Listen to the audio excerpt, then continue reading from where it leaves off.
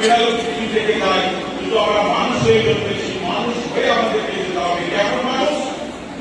যেমন কবির ভাষায় যেদিন তুমি এসেছিলে তবে তুমি মাত্র কেঁদেছিলে, এসেছিল সবে, এমন জীবন তুমি করিবে গঠন, মরণে হাসিবে তুমি কাঁদিবে ভুবন।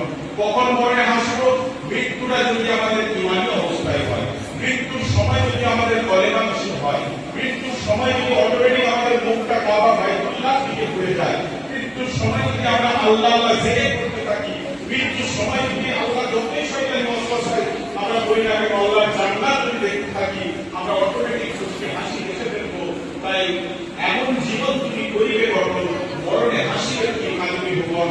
সবাই কাঁদবে, প্রতিবেশী আত্মীয় স্বজন, কিন্তু তুমি ওই খাটিয়ার মধ্যে পড়ে পড়ে তাড়াতাড়ি বলবে তাড়াতাড়ি আমাকে দাফন করো। কারণ ইমানদার বান্দা বান্দীদের নিয়ামত হচ্ছে তাদের মৃত্যুটা, মৃত্যু হলে আল্লাহর দিদার হবে।